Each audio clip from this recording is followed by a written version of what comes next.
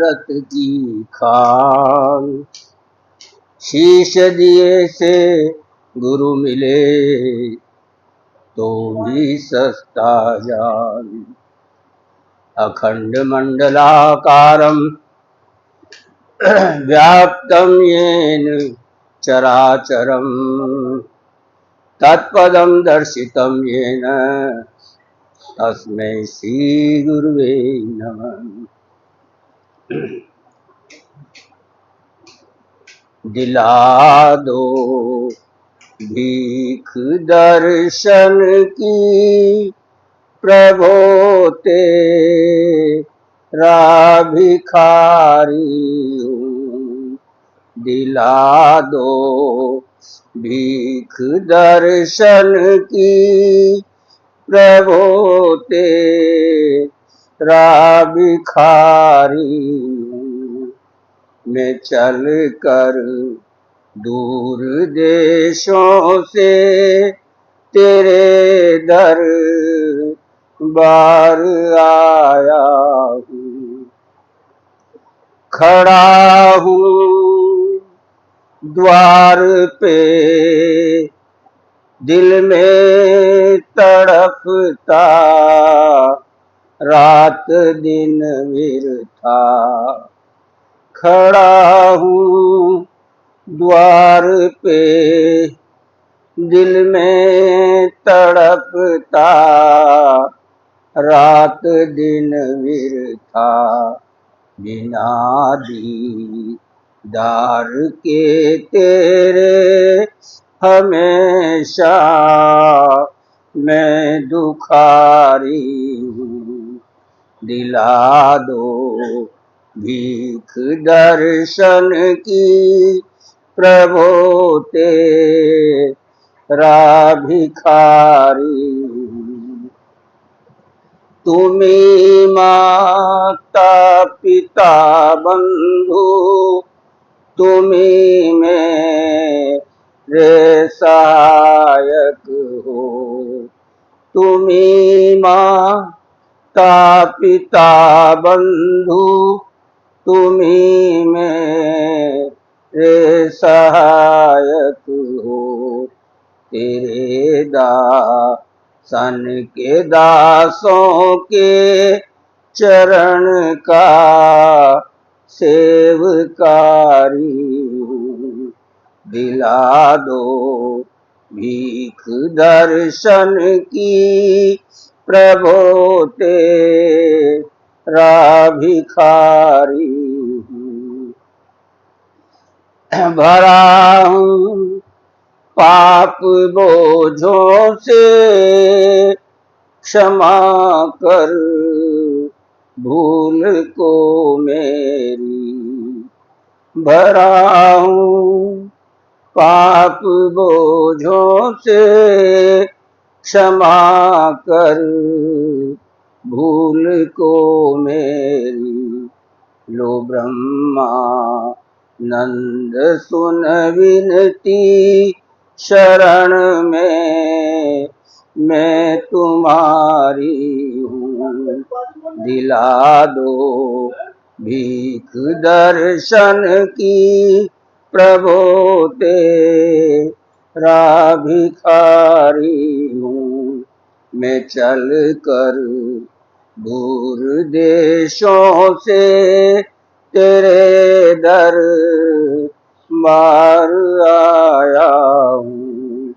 मैं चल कर दूर देशों से तेरे दर बार आया।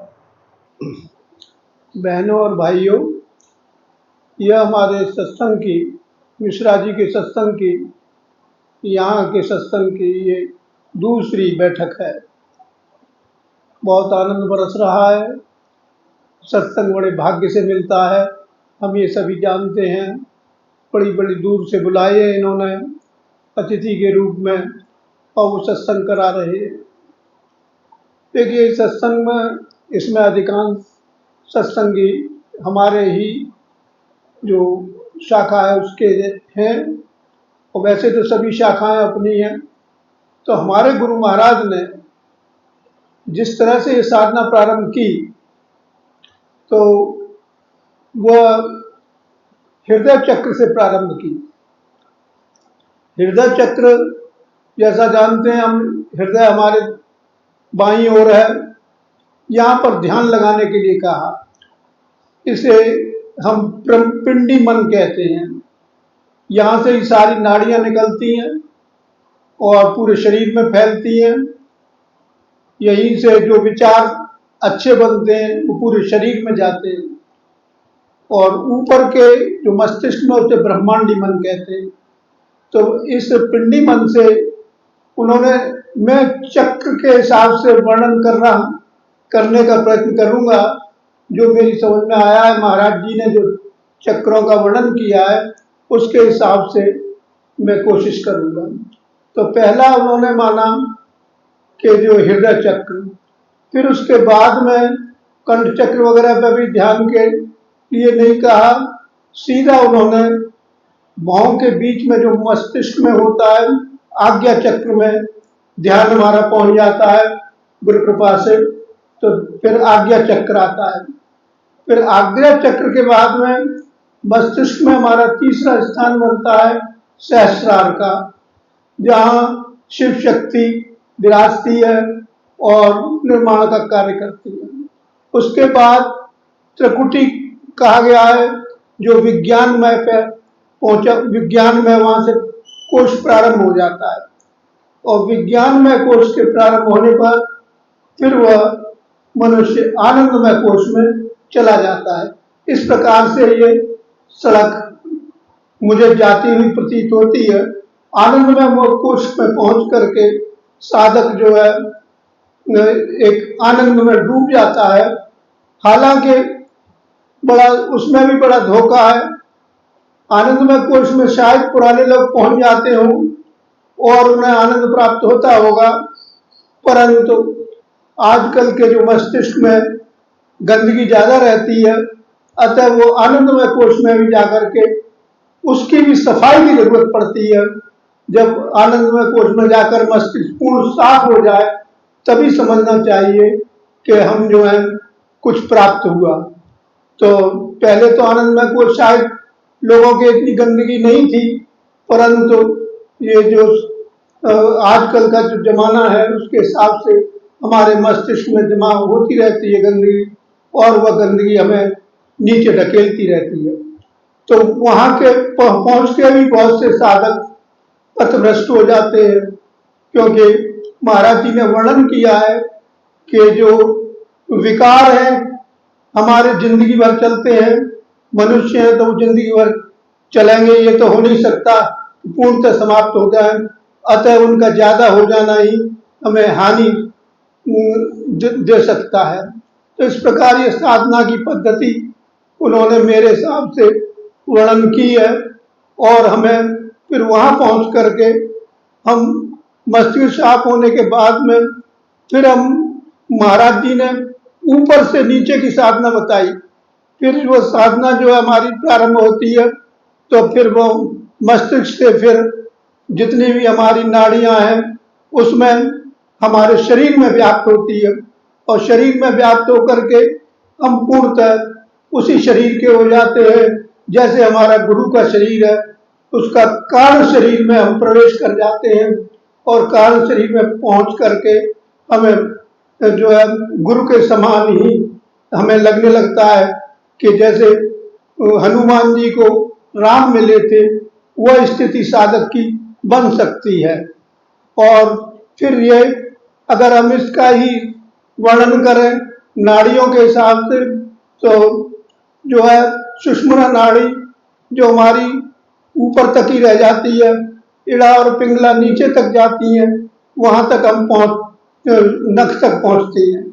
तो इस तरह ये पूरा शरीर जब कारण शरीर हमारा पूर्णतः गुरुमय हो जाता है, तीनों शरीर हैं स्थूल सूक्ष्म और कारण। तो कारण में अब हम कहते हैं कि गुरु से मिलकर क्या लाभ होता है, तो गुरु का जो कारण शरीर है वह ही हमें प्रकाश देने वाला है, उसमें ही उसमें ज्ञान भरा हुआ है। उसको तक हमें पहुंचने का प्रयत्न करना चाहिए। केवल मिलना तो स्थूल शरीर का है, दूसरा शरीर हमारा सूक्ष्म है जो इंद्रियों का है, और तीसरा शरीर कारण है जिसमें गुरु महाराज विराजते हैं, और उसी के में हमें सबको प्रयत्न करना चाहिए, ऐसा मेरा मानना है। और अब हम गुरु की साधना बताई हुई पद्धति है वो सभी जानते ही हैं, अतः प्रार्थना के साथ हम गुरु की साधना प्रारंभ करते हैं।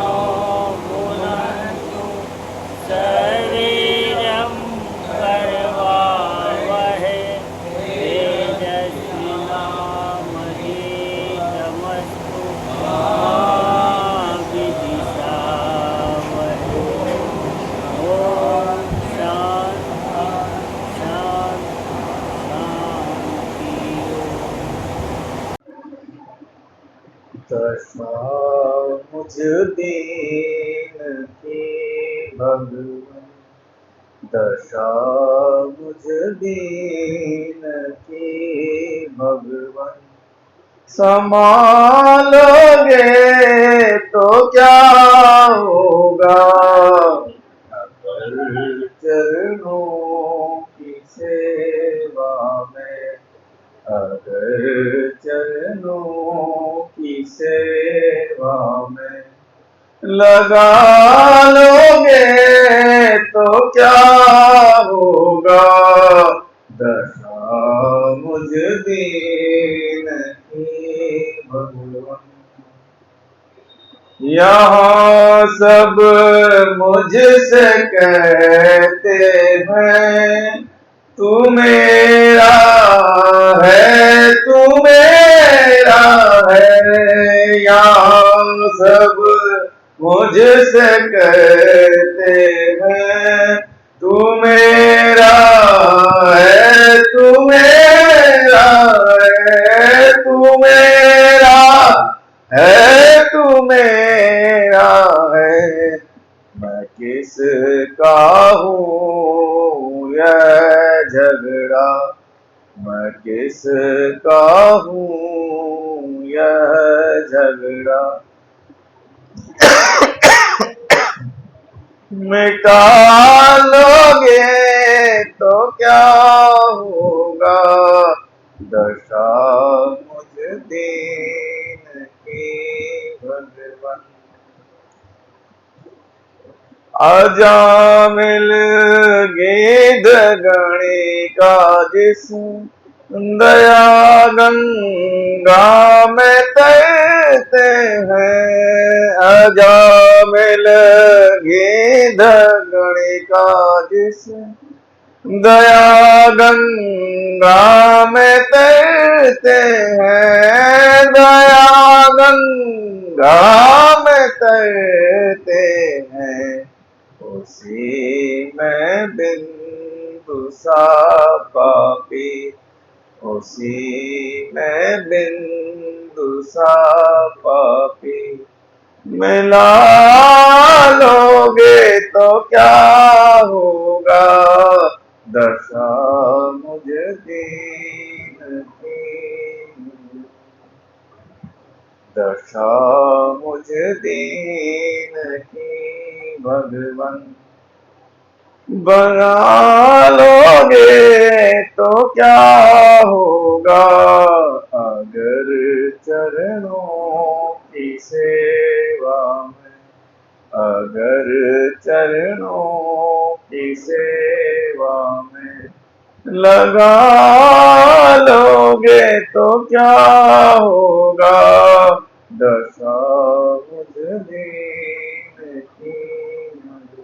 मैं अधम हूँ, पतित हूँ पुरातन, कैसे द्वारे तुम्हारे मैं आऊं। मैं अधम हूँ, पतित हूँ पुरातन, कैसे द्वारे तुम्हारे मैं आऊं। कैसे कदमों में बैठो मैं गुरुवर, कैसे चरणों में ध्यान लगाऊं। मैं अधम हूँ, पतित हूँ पुरातन, कैसे द्वारे तुम्हारे मैं आऊं। कैसे कदमों में बैठूं मैं गुरुवर, कैसे चरणों में ध्यान लगाऊं। कैसे पद्म परागों में पाऊं, कैसे निर्मल में मन को बनाऊं। कैसे पदम परागों में पाऊं, कैसे निर्मल मैं मन को बनाऊं, कैसे दिल में छवि को बसाऊं, कैसे गुणगान उनका मैं गाऊं, कैसे दिल में छवि को बसाऊं, कैसे गुणगान उनका मैं गाऊं। मैं अधम हूँ, पतित हूँ पुरातन, कैसे द्वारे तुम्हारे में आऊं, कैसे बन जाऊं प्रेम अधीरा, कैसे मन को बंधाऊं मैं धीरा, कैसे बन जाऊं प्रेम अधीरा, कैसे बन जाऊं मन को मैं धीरा, कैसे सौंपूं ने ये शरीरा, कैसे नैनों से नीर बहाऊं। मैं अधम हूँ, पतित हूँ पुरातन, कैसे द्वारे तुम्हारे में आऊं, क्या मैं बन के पपीहा पुकारूं, स्वाति बूंद साउन को निहारूं, क्या मैं बन के पपीहा पुकारूं, स्वाति बूंद साउन को निहारूं, कैसे जीवन को अपने सवारूं, कैसे जीवन सुधा रस में पाऊं, कैसे जीवन को अपने सवारूं, कैसे जीवन सुधा रस में पाऊं। मैं अधम हूँ, पतित हूँ पुरातन, कैसे द्वारे तुम्हारे में आऊं, कैसे कदमों में बैठूं मैं गुरुवर, कैसे चरणों में ध्यान